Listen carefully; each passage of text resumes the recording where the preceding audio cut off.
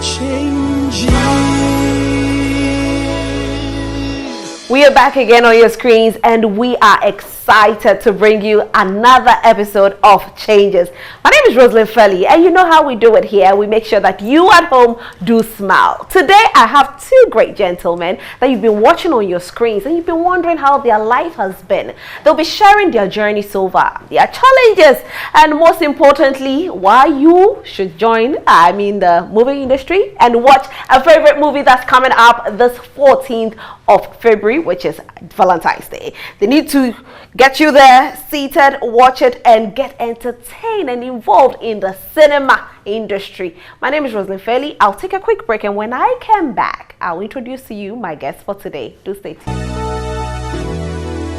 Changes. Welcome back, and like we said earlier, today we have two known people in the building. I'm excited. I'm also always excited about changes, you know, and I always tell you to tell a friend to always tune in and watch Changes, because we actually make you excited every time we're on your screens. And today I have with me the man himself, should I call him the Red Man, Majid? Whoop, whoop, whoop, whoop, whoop, whoop. Do people call you the Red Man? My name is Handy Banj. You can call me the Coco Master.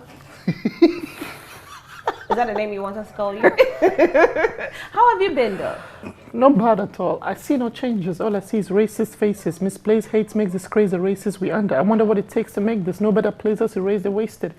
Take the evil out of people to be acting right, because both black and white are smoking crack tonight. That's two backstages for you. Anyway, I have also James Gardiner. What's up? You look amazing. Oh my word. Thank you. You look amazing as well. Thank you. How have you been? I'm good. Today we want to get a little bit into the celebrity life, the whole celebrity vibe. We know there's a movie that you're premiering soon. We'll talk about all of that. Thank you very much. Yes, very important. The most important part of this interview. That's not the most important part. Which one is That's the only part. Okay. But then Majid. It's like money. They say money is everything. Money is not everything. Money is what? Money is the only thing. Oh, really? So it's not everything, but it's the only thing. So what about life?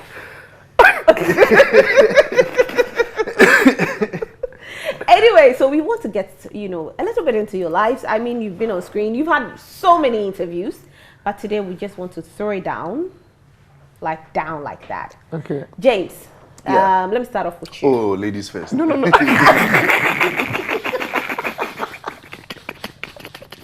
No, I didn't see that one coming. so I should start with ladies first. No problem. Let's go. Let's talk about the celebrity life a little bit. We oftentimes we have young people who admire celebrities. They want to be like you. They feel like, being on TV, being known is all about it. But let's talk a bit about some of the challenges a celebrity faces. Let me start off with you, Majid. But you said James. But he said ladies first. But how? But he said, no, actually, okay. No, let me start off with you, Majid. Gentlemen first, actually. That's the challenging part about the entire thing.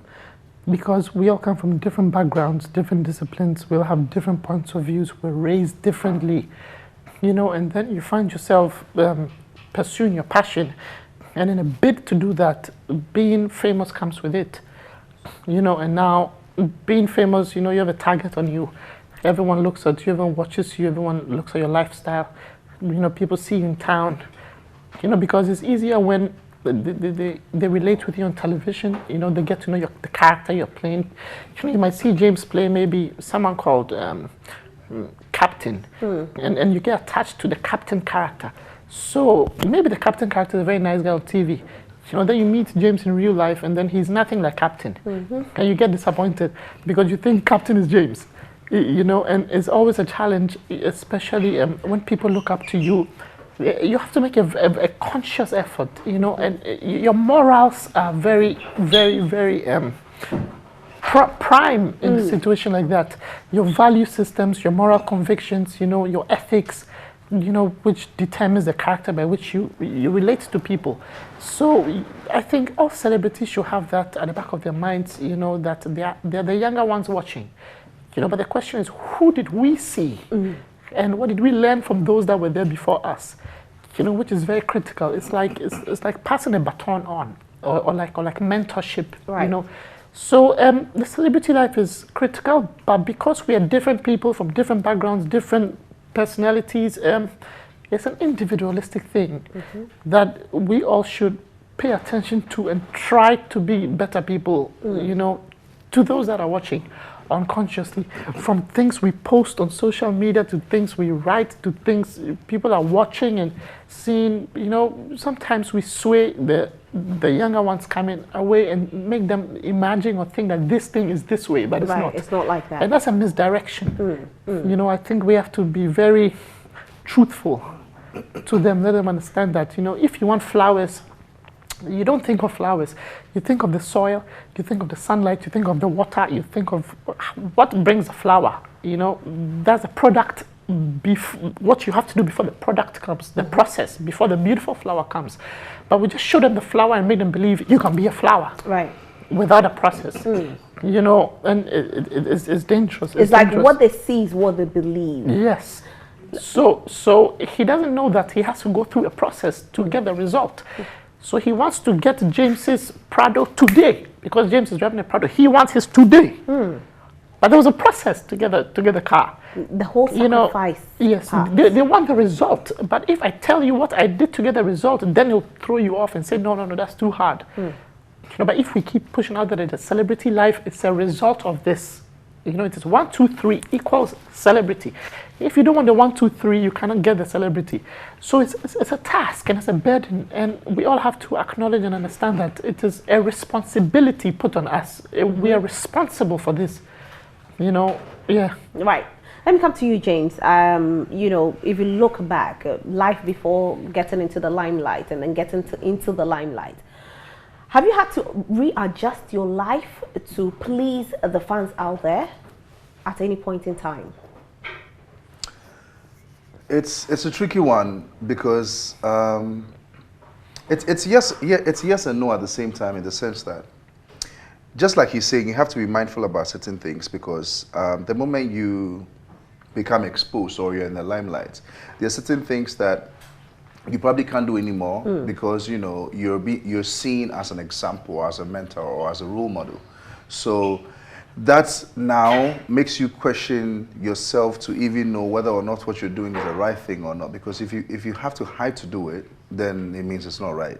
So it's made me stop certain things that I used to do. I used to smoke cigarettes. Okay. But I quit, because I realized that even when I was smoking and there's a kid running around or walking towards me or says, "Oh, hi," then I feel bad that I'm holding that. This is my preference. Someone else might feel comfortable about it. But for me, I didn't see it as something that I would like maybe my son to see me do. So if I'm a role model around kids like that, then I will stop doing that. Apart from that, I don't think I will consciously want to do something just because I feel like I'm in the limelight. I'm myself. I don't like to play A and then get into a room and then play B.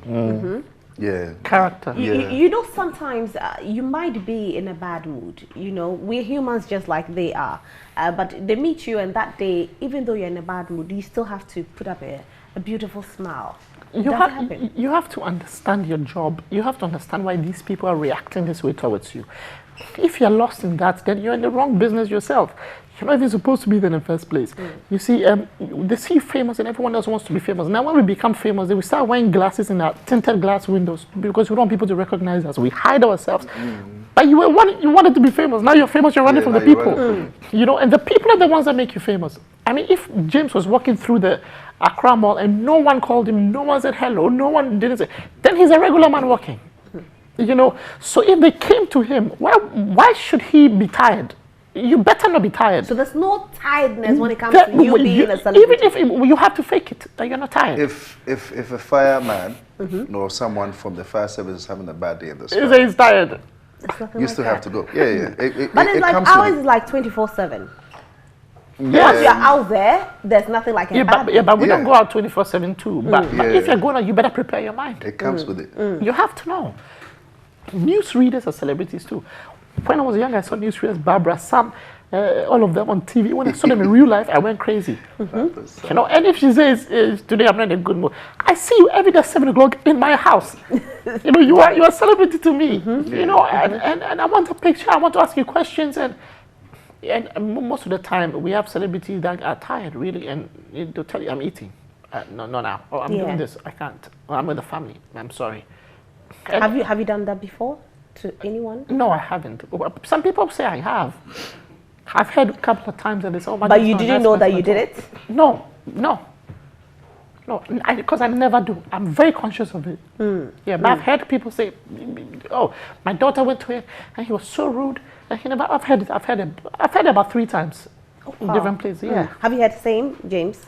No, I think it's more about, I have this serious look on almost all the time. I don't know how, but it makes me look like I'm not approachable. Okay. It makes me look like I'm not a nice person. So that sort of equals to me. They don't even come at all. Exactly. Because they don't want Does it offend you when you hear that you're not approachable? The word is not offended. Okay. I don't get offended. I don't know the right word to use for it, but I think now I'll just laugh it off because I know that's not the sort of person I am. The thing is, you can't go around correcting all rumors about you. You know, it's like you're chasing your own shadow. It will never stop. So when you hear those things, I think after some time you just come to terms with it and know that these things just come with the job that you're doing. So they don't get to me. It's not coming from a place of arrogance. It's just knowing what you've gotten yourself into and the things that come with it. You know, some will be good, some will be bad. So if you're happy to enjoy the good, you should also know that there will definitely be a bad side as well. So I think it's just coming to terms with reality. That's it. Now, you know, our transport system, when we're in university, in secondary school and all of that, we're applying, you know, to work, to school and stuff in trotro. When you came into the limelight, did you have to stop taking trotro because people got to know you? I took trotro so sometimes when I was famous. Yeah, a lot of times actually. Oh, you did? Yeah. From Kwashima to La Paz to Achimota overhead. Were you not worried about what people were going to say about I saw you? people that recognize me, you know, from Things We Do for Love. I saw people that recognize me, that knew who I was. And even after Things We Do for Love, after I doing movies, I took trotro a couple of times. Yeah. And you were not worried about what they were going to say? Or I have a personality where I really don't care. okay. You know, and those that know me know that I really don't care. And sometimes the charisma, the people might not even realize you're in a trotro. With even how you relate with them, don't even realize you're in a trotro. Yeah. But you see, we have made trotro is a means of transportation. It is. But I think because maybe it's not air conditioned or because the cars look old, you know, so it looks like a poor means of transportation. So if you take trotro, you know, you're not a rich man, you know. But if you're in Europe, because you take a bus. I think it's the cheapest. Yes, it is. Yeah. You know, the thing is, we have a lot of people who come into the limelight, and even if they can't afford, you know, having their own car and they were, you know, using the trotro, they now stop. Yes. They have to eat. Some even don't take a taxi anymore. It has to be Uber. Yeah, because that's what I always say. The greatest deliverance of all is when you're delivered from people. When you don't care anymore what people think or what people say. Not entirely, because some people give good advice, some people criticize positively. Yeah. You have to take those ones. But you are completely delivered when you're delivered from what people think or what people say about you. And if we can all get there, it only takes your ego to be shattered completely. That you do not have an ego anymore. And in fact, that's the only way to even get to God. When your ego is shattered completely, that you know that I am nobody before you. And if you get to that point, you know, you won't be two different people. Like what James said, he doesn't want to be A outside and B inside. A and B are characters. The characters. So A outside is reputation. Reputation is what we make the people see. But character is who you are when no one is watching. Did you ever get your ego bruised? No, I Or think shattered? What about being shattered by God? Did you get to that point? By God, Yes. you will have to submit. It's a conscious effort. Okay. You will have to let go of it. But has You your know- ego ever been bruised by man? No. I knew this very early.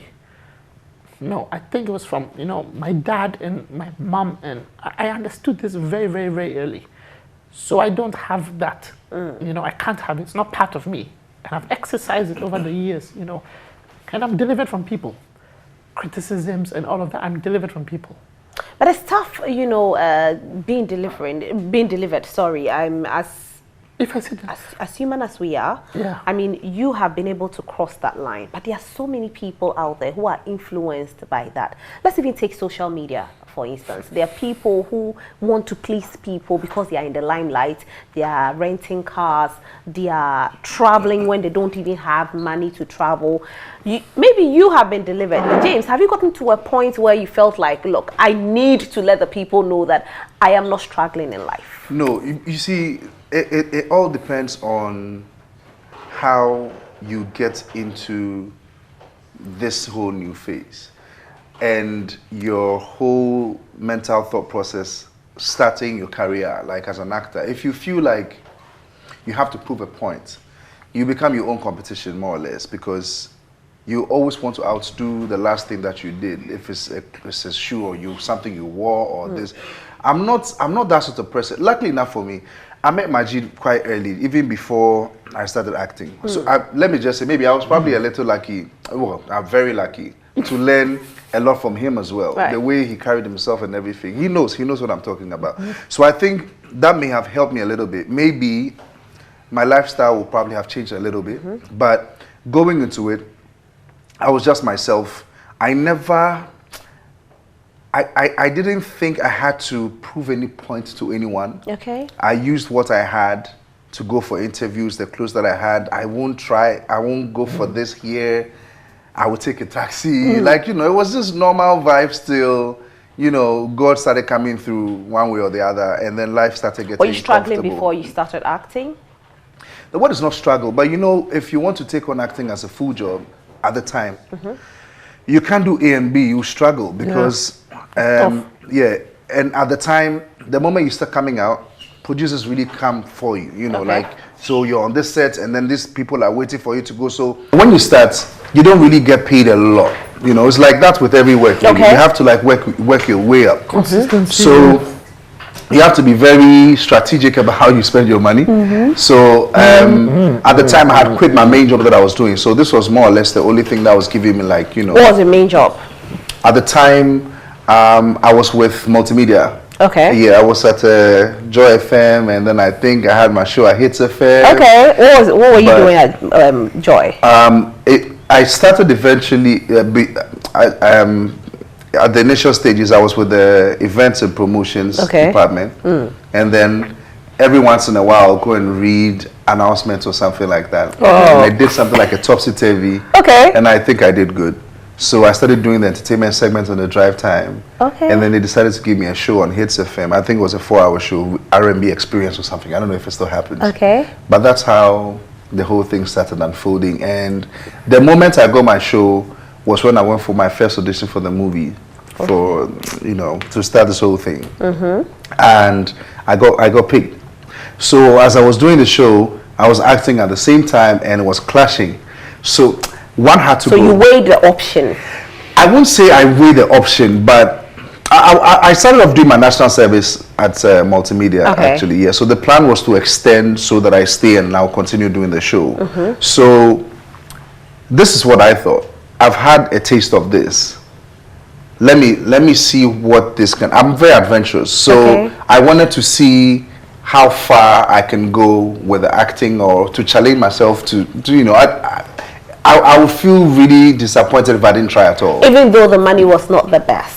Yeah, the money wasn't the best. It's never the best when you're starting. So was it the whole thing about the fame, your face on TV, that made you decide to? No, that's not it. Let me go for a break, and then when we come back here, I actually answer that question. We'll be right back after this break. Do stay tuned.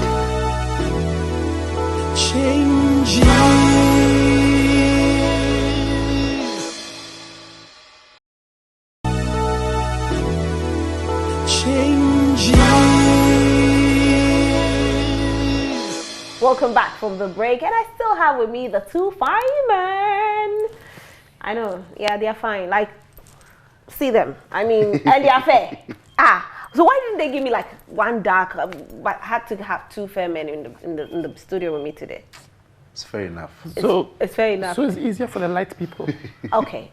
You know, when you're trying to light two dark guy and two fair guy, the light people they can't do it. So we just said, let's take it easy on Joy Prime and then just get James. Let's get it going. Yeah. Anyway, before the break, James, you were telling us the journey, how you got into the acting industry. Yeah. So I was hammering on the fact that I think I was lucky. I was particularly lucky to learn a lot from Majid with regards to how simple life can be even when you're in the limelight.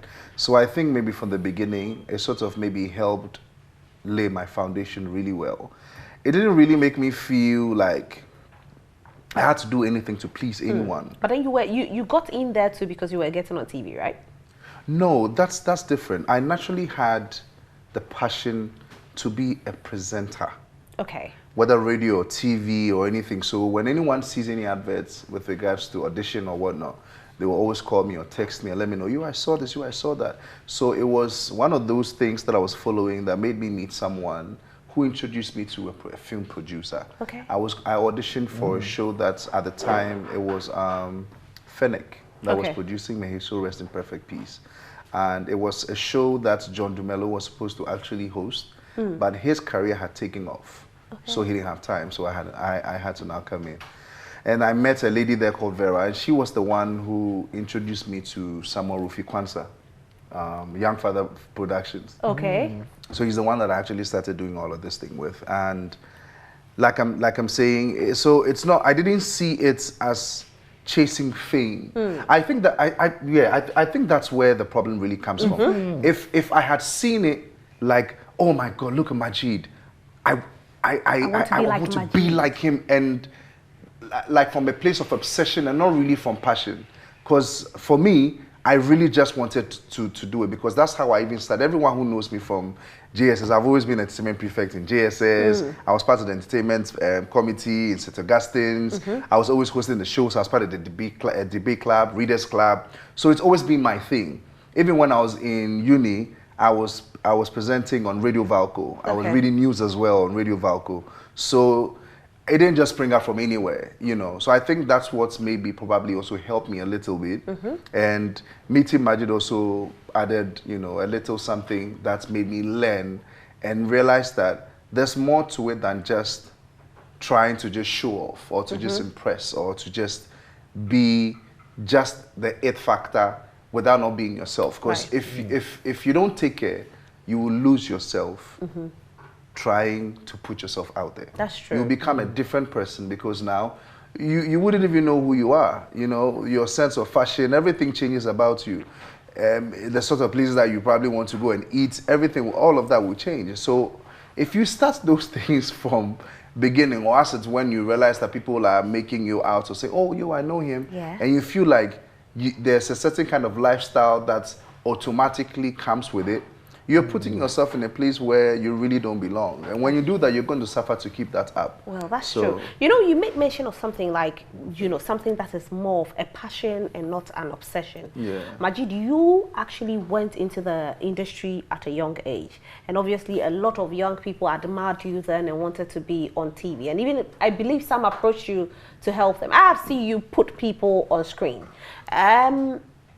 Did any of them disappoint you? Did some of them disappoint? Did you realize it was just an obsession and they were not willing to sacrifice, what you were doing to get there? Yeah, what James said is very critical because he was in pursuit of the love for presenting. He just loved maybe, how will I do this show? How will this go about? And that was his focus. His focus wasn't on the people be watching me on TV, or I'll be the next Arnold Schwarzenegger. It was about when he was reading the paper, how it interested him. And people got it wrong. People came and then you do a couple of introductions to them. For them, and then you say, oh, meet this person, meet Abdul Salam, and meet this person, or meet this other person, and then they give them a chance. And then immediately they give them a chance, they're saying, how much you're paying is too small. But you see, nobody knows you. how much do you want me to pay you? We're here to make money. The only reason I'm putting James's face on the poster is because people know him and the movie will sell. If nobody knows James, I won't put his face on the poster. So, and James is negotiating to get 3 times more on the first day of shoot. You know, you have to sell your talent for free. Sometimes, you have to share it for free. Share your talent for free. Then when people realize how powerful it is, then now they will start paying you to be yourself. Right. So is the passion for the talent that makes you even do it for free, not the obsession to be a celebrity. I like that because I tell young ones now that you have to do things for free and they don't believe me. I tell them we sacrifice. You have to pay your dues in the industry. Not just acting. I mean, you have a product, you have a new drink. Share your new drink for free. Let sample people it. taste it. Exactly. Yes. But if I don't know how it tastes, like how do you expect you to buy buy for 500 CDs or for this amount of CDs? Exactly. Yeah. Exactly. Now let's also talk about relationship struggles. Are you in a relationship, Yes, James? I am. You're married, right? No, I'm not You're So when married are we right talking now. about the movie? Very soon. Okay. Don't worry. But that's why we are here. Yeah. We are talking about it. That's why we're all Relax. dressed up. You talk Yeah. about James, it. listen, Is that a listen, problem? Yeah. The next headline won't be the movie. James Gardiner works at Joy FM before. Is that your problem? But we'll talk about it. Let me just quickly go into the whole relationship thing. You know, being gentlemen in there, obviously, it kind of affects relationship a little bit, doesn't it? Yeah. So sorry, say it again. Being a gentleman in the movie industry, it will affect your serious relationship a little bit, right? Yes and no. Yes and no. I don't know the angle that he's going to take it from, but for me, it depends on who you're with, really, because if I put, let's say, a bowl of fish here, right, and there's a cat here, and I leave it there, let's say I'm cooking, and the cat comes to cook and eats the fish. Next time I know that if I put it there, obviously something is going to happen. If I don't set a precedent or something that will make my partner uncomfortable when I'm working, I don't think we will have any problem whatsoever. But if I create anything that causes it maybe mistrust or something, in my line of duty, that's what I think will probably make. Well, I'm talking from my point of view. My partner maybe act like maybe she's insecure or uncomfortable because something might probably spring up between two people. But how I act and how I see things when I'm on set, they're two different things. People always assume that just because you have romantic scenes with your colleagues means that automatically something is definitely going to happen between the two of you. But it doesn't work like that. It doesn't. It's never happened? No, it happens. It happens. I mean, for you, has it happened for you before?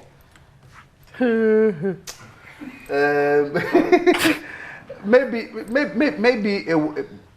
I would say it was something at the moment, but you realize that it's really nothing. But maybe 95%, for the most part, nothing.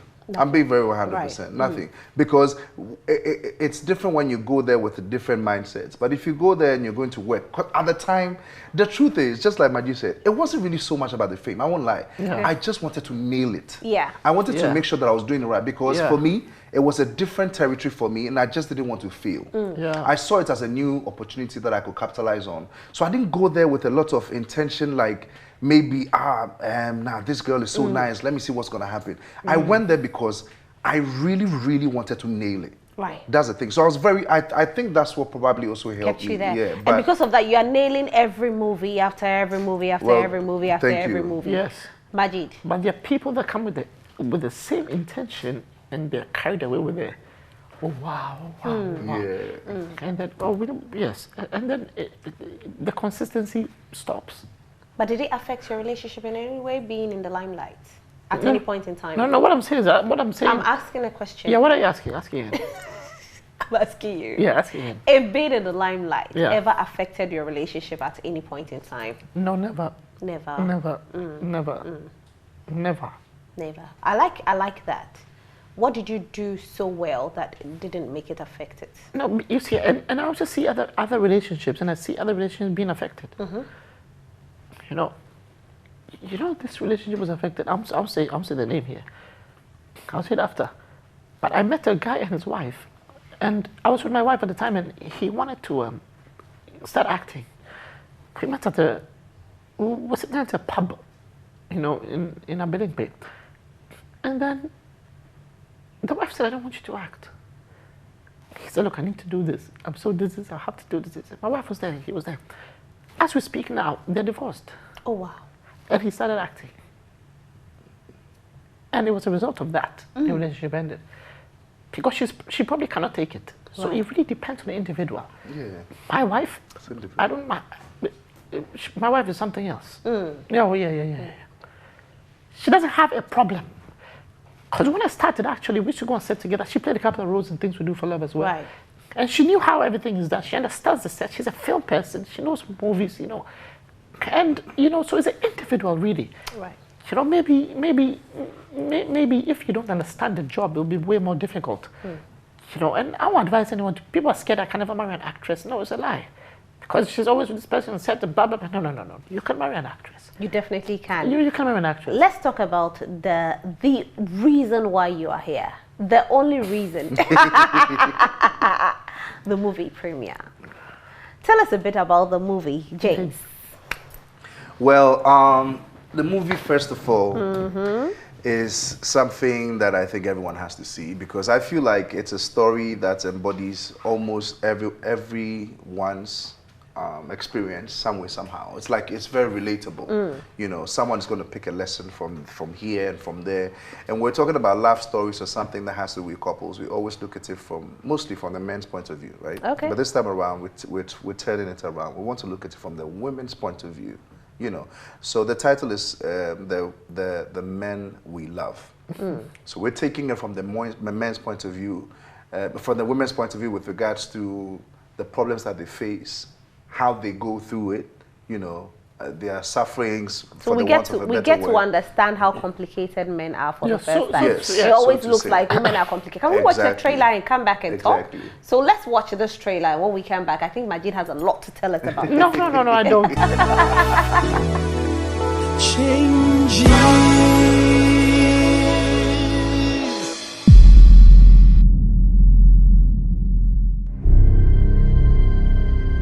We had nothing and no one but our mother. Your mother will walk out of this place whole. Madam, the way they talk, it be like you bring some hammer where you won't take break me. She begged me to take her home. I left her there. Where? In the church. Man of God, my son is going to school and I don't have money. The money they put in the trunk of this car belongs to the church. That's not my money. No. I don't want to be a minister again. Marian is not who you think she is. And certainly what you feel for her isn't what she feels. You're right on the edge of destruction. You go out there for your dirty gains and put me and your children at risk. What is wrong with you? Help! Help! Oh my God, what my children? Your mother has had the kids all this while? No. Get me news. Go out there and find the news. In fact, create it if need be, but bring in something worthy to sell. This demon-possessed girl will take everything from you as you have taken from me. You are not the only woman that has been disappointed by a man. What do you want from me? Oh, Greg, I miss those fine lines that crease your temple when you're this mad. I am a very powerful man, and I can just take you out in a minute. Have I ever failed you? Now listen to me, you filthy witch. I tell you, wherever you are, you cannot hide. I am coming for you and I'm going to kill you myself. Find a seed. Otherwise, everything I've said is all. Father God, show yourself strong. Jesus, King of Kings and the Lord of Lords.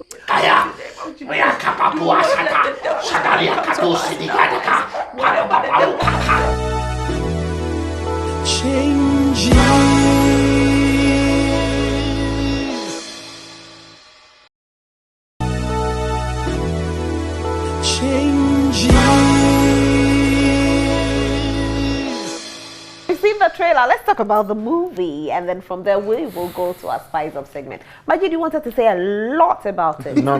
If I say a lot, I'm giving a lot away. Okay, so what are you All I telling want to us? say is, if you're a church goer, I believe you love your pastor. You know, if you are in the government, I believe you love your politician leaders.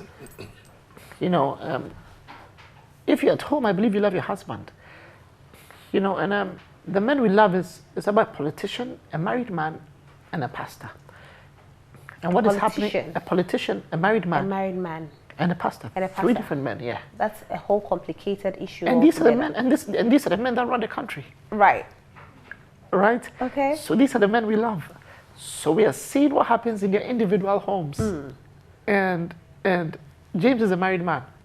I am the pastor. Kofi Ajolo is a politician. So now Did they typecast? No. Because if you see the kind of pastor I was, you see it's the typecast. Right. Yeah, and that's why it's very interesting. And the movie is not a joke. You know, it's serious issues. But from the women's point of view, you know, and how these men have treated these women, and what these women are going through after how they've been treated, you know, and let's see how it ensues. Bong bong. How does it feel like playing the role? How does it feel like playing the role of a pastor? You're already living it, aren't you? I think this is my maybe second role as a pastor. I think second role. No. Actually, we're living it. You know, we never. Yeah. But you see, that's why I don't want to give too much away until they come on the 14th of February to see this one, the silver. But if I say anything, I'll spoil it. It will be a spoiler. No, I don't want to spoil it. You don't want to spoil it? No. So, but then there's actually a scene in there that anytime you sit back, you go like, I can actually relate to this scene. James, any scene in there that you can relate to? All of it really. Just like he's saying, no one really wants to spill the beans. But it's a story where I feel like, first of all, when there's chemistry on sets, you are rest assured that whatever that's going to come out is going to be magic. I don't remember the last time that I even got in the same production with Majid. Yeah, but it's been very long. the names in there, like. I mean, the line was like, like a Black Star squad. Who are some of the people in there? We have Majid, we have James. Who are going to face Egypt, and you hear the names, you go like, yeah, this is the team. Give us some of the names in there. Majid is in there. Yes. Yvonne Nelson, the producer. Yes. Yeah. Kofi Ajolo is in there. Kweku Elliott is in there. Okay. Regina Van Helvet is in there. Shatamishi. Oh, wow. Michi. No, Shatamishi is a money name. Shatamishi is the money name. There's Angela Bamford. Okay. Yeah, there's Angela Bamford. There's wait, hold up. We're missing some names. No, your wife. Yes, Nana. Yeah. But she's your wife. Why look at my face? And the color girl, what's she called? Yeah, there's some new girls. Okay. There's some new faces in there. Right. Introduce some new faces. That will blow people's minds, And you see, they say, why do we have to kind of watch a film? Because of the Eunice cast. Banini is in there as well. Oh, wow. Yeah. It's been a while. It's been a while, yeah. Wow. So, I was going to ask you the same answer that you just gave. What's that? Why should we watch the movie? Wait, we should watch it because, you see, why would you go and watch Avengers? Because Iron Man is there, because Captain America is there. That's why you will go. Exactly. And the cast is really packed. It's really packed, and no one was joking. Kweku Elliott, as a detective, and it was really, everything was really detailed, and it's a serious film. Yeah. It's a drama? Yeah, and thriller. Thriller, okay. Yeah. All right. And thriller. So where do we get the tickets from? From Silverbed Cinema. From Silverbed, when we get there. What time is it showing? 7 p.m. But the tickets are actually selling now. Okay. So if you don't want to go in and join the queue, it's 50 cities. It's 50 cities for a ticket. So just go there, man. Just enjoy. Valentine's Day. Yeah, and then we'll do there'll be a photo session before the film. So just be on time. To meet all the celebrities. Exactly. All the bloggers should be there. And so if you want to be in the next headline news, be there. We'll definitely see you there. and it's on 14th. Will you be there? I'll be there. Okay. Yes, I'll be there. When, Just Valentine's Day? Valentine's Day. Just Yeah. reserve a seat for me. Okay. Front seat. Front seat. Yeah. But front seat, you can't see well. Yeah, because you'll be late, so that's the only way. Yeah. Did I say that? Thank you so much for being here, gentlemen. Thank you so We're much. done? Thank you so much. What do you want to say? We wanted to talk more about the movie, no? But I've been asking you, say you are not going to spill beans.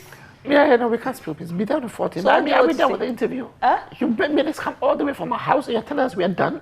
What do you want to do? We're sorry, we are not ready to go. If you're not leaving. I just want to add Okay. that don't just come for this movie just because maybe you're bored or anything. See it as a means to getting the industry strong again. We want to start instilling the cinema culture into people, because we don't have a lot of avenues where producers, you know, showcase the movies that they've produced to make money from. Right. So this is one of the outlets where they make money. We don't want producers to be discouraged, because once they get discouraged, then actors tend to suffer as well. Yeah. You get me? It's like a pendulum. It goes hand in hand. If it comes this way and you don't do whatever you have to do, the other person can't do what the person has to do as well. So these are the things that we have to do to support each other. We shouldn't see going to cinema as something that's only reserved for a certain class of people, because it's part of life. And Yvonne put a lot in it. Yeah. Yvonne put a lot in it. Yeah. Right. You know, We'll be there to support. We have to support our very own, We because will we be can't there. pour for an empty cup. I say this true. at all the interviews that I go for, you know. So I'm not saying that I don't support other industries or whatever, but we are at a place where we need all the help that we can get. You know, And we'll so be there. try and support it. So Thank come you. in. YM Production never fails. You know, all her movies are top-notch movies. The lineup is solid. Just come in and just support the industry. That's all We'll I'm be saying. there on the 14th. Yeah. We'll come there with our loved ones. Valentine's Day. Valentine's Day. We'll be there with our loved ones. Yeah, 7 p.m. It's a Monday. It's a Monday. Yeah. So we can come after work. Yes, Yes. after work. That's the whole idea. We'll be there. That's the whole Okay, but we want to take our spice up segment, and today we are using our very own Nathaniel Ato and Ijolaye. They are teaching us how to tie a tie. Did you hear me? How to tie a tie. Let's go watch it.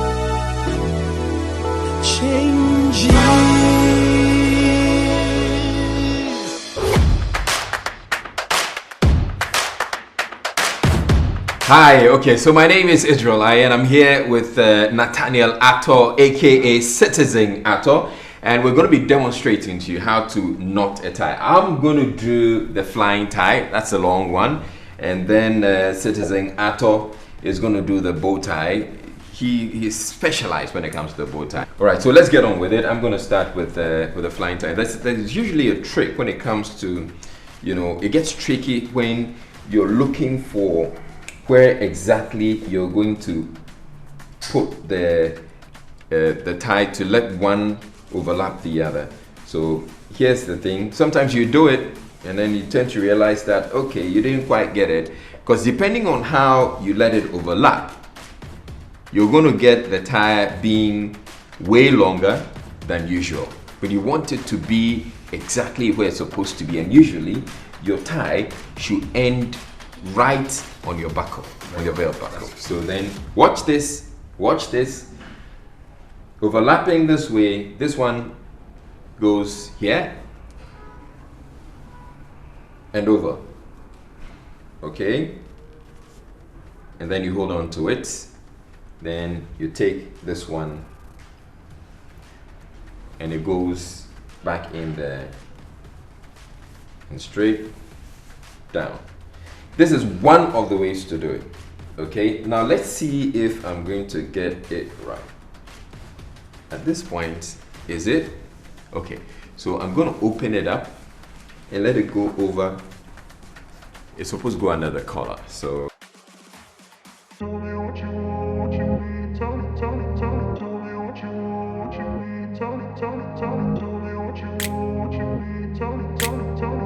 the dimple in the middle. Yeah. Okay. Now these are all little rules. Have you wondered? Have you asked yourself how I would look or how you would look if you had on a flying tie that had gone overlapped and gotten towards your flap area? It wouldn't look good. That's the reason why. That's the thought behind all of it.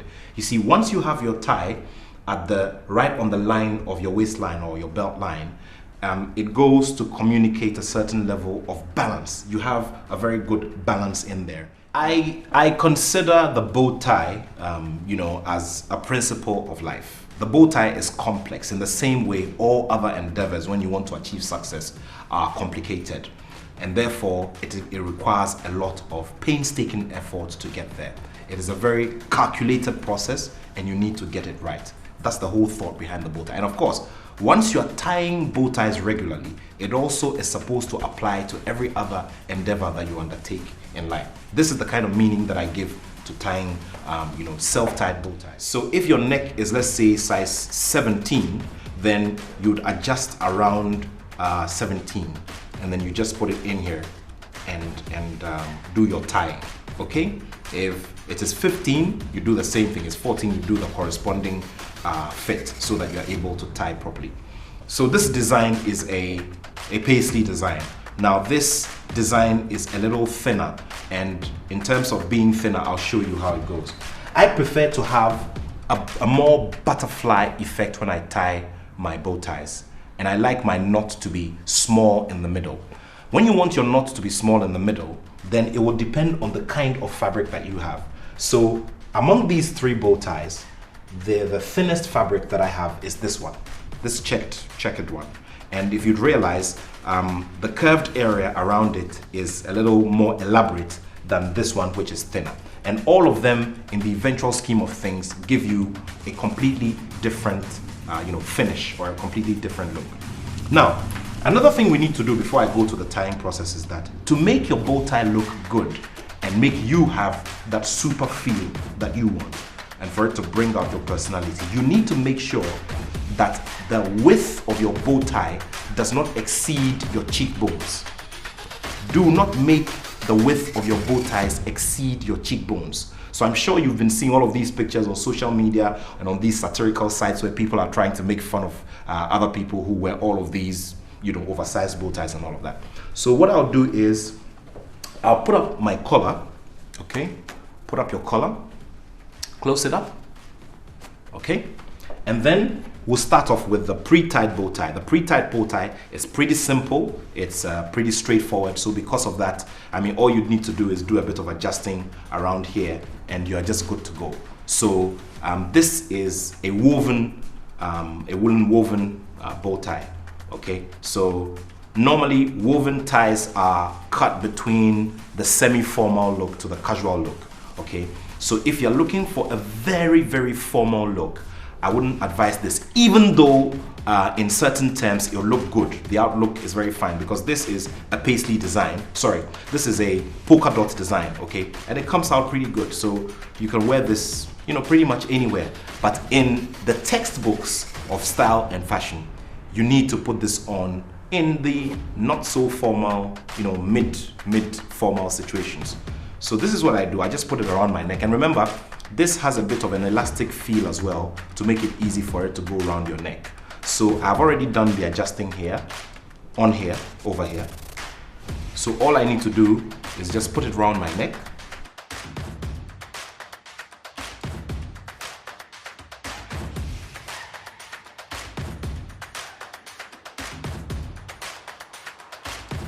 Remember, it is within the cheekbone width. Get it?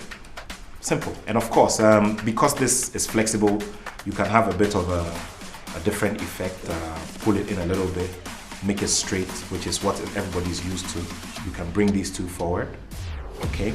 And you can pull them in a little bit as well. And you can even break it down a little bit and make it have a totally different feel. Okay, so that's fine. So you've done the simple one. In fact, you have left the simple one to me. And then you go with the complicated one. But now we're going to go turn to the complicated one. So very well, very well. You go ahead. All right, thank you very much, Israel. So this is the self-tied bow tie. Now, you put it around your neck like this. And you need to also make sure, like I said earlier, that you have a very good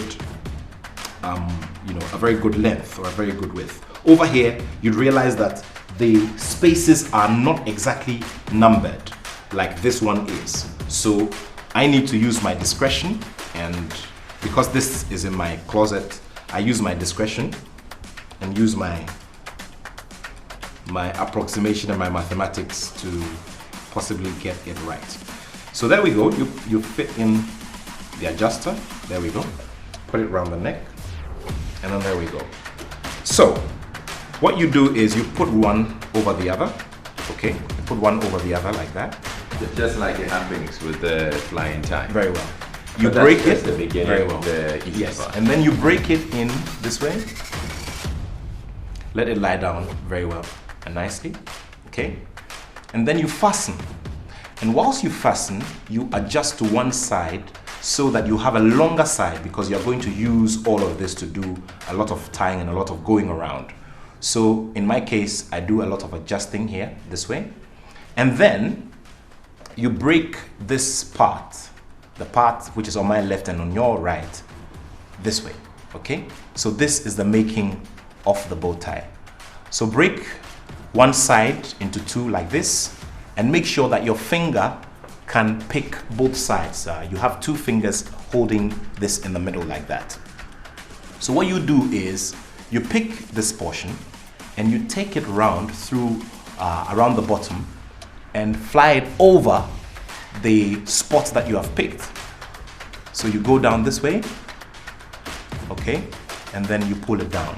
You still have a lot to work with, right? Then you hold on to this side and make sure that you have the front of the bow tie very intact. Now, while you do all of this, you need to ensure that you have a hole here in the middle. So if you'd realize, my finger is here in the middle, okay? I hope you got that. While we get the hole in the middle as well, we have the front of the bow tie very, very intact, okay? There's one side here and there's the other side there.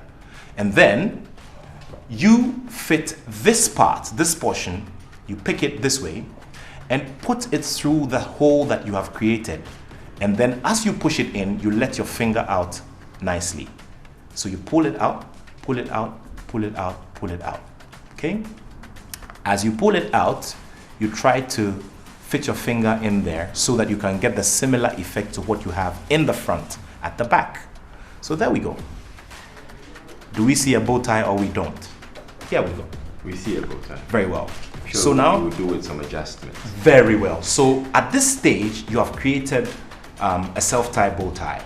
Now the next thing that you need to do is to keep adjusting till you get that fitting effect, so that you don't have any spaces at the front of your collar or at the front of your shirt such that your button will be seen. Remember, I've told you that the number one rule is that you need to fasten all the way up. In the same way with the bow tie as well, you need to fasten so that it goes all the way up. So for me, like I told you, I love my center to be fitting. So all you need to do is just pull forward like this. And as you pull forward, it gets smaller and it keeps getting tighter. You get it? So there we go. Now, you reach to the back, okay? You reach to the back where you have your adjuster. You take the adjuster out because in this case, my neck is obviously a little smaller than, than someone who originally would wear this. You went. Very, very good. So over there, I pick out the adjuster very nicely. I pick it out this way, right, and then I pull it. Okay, so I pull as I try to adjust this bow tie. Okay. Essentially more like squeezing it. Very well, very well. As I mentioned, just make sure that it doesn't overlap your cheekbone area. Otherwise, it messes up your look and the total effect that you're looking for. So as you turn it around, all you need to do is to make sure that you have it fastened around, and for me, this is what I'll do. I just fasten it around like that, okay? By the rule book, so you're not going to lock it. I'm not going to lock it. By the rule book, you're supposed to lock it.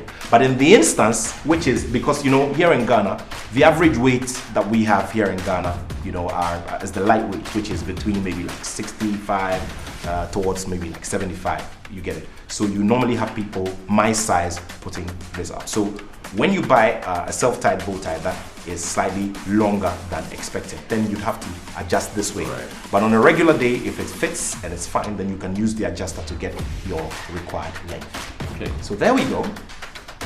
All right, so time now to do the British knot. So you go over same way, but this time, because I'm going to, with the British knot, I'm going to overlap on this side and also overlap on that side. So it means I need to draw it a lot, and get this one being a lot longer than usual than I did with the American knot. And so here you go, same way, it goes over, okay, then you hold on to it, you come to this side, and then it also goes over. Okay, so you have two knots, one going this side, this other, two overlaps, one going on this side, one going on the left, and then you go, see, go this way, goes back, down, over, just like the American knot. Then you draw it up like this, okay? And when you're done, pull it up, adjust, and then you let the collar lie over. Okay, so you don't have the last button not to click. So here we go. So you do it this way, then you draw it out a bit, trying to adjust and tighten it. Okay. So the dimple that Nat was talking about, I like to have my dimple in the middle, a bit like this. Okay. So again, goes all the way, and it's perfect. It's right there. Right. Exactly. Yeah. So what you do in terms of making sure that this is always intact and fine, and it's not prone to any crumples and creases, is that you have to store them this way. All you need to do is just roll them. Watch me. Just roll the tie like that, and let it be proportionate. Keep rolling it. Keep rolling it. Keep rolling it. Keep rolling it. And we should do, one of these fun challenge competitions. Put a prize on it and see who can roll their tie faster than the other. So there we go. 1, 2, 3, 4, 5, 6, 7, 8, 9, 10. There we go. And there we go. Okay. Store it nicely. So this is how you store them in your closet, and they're easier to find, and they are better arranged, and the fabric is well taken care of. All right, so that's the end of our lesson on flying ties. Thank you very much, and Nat, thank you too. Oh, by the way, these are Nat's ties. I didn't bring them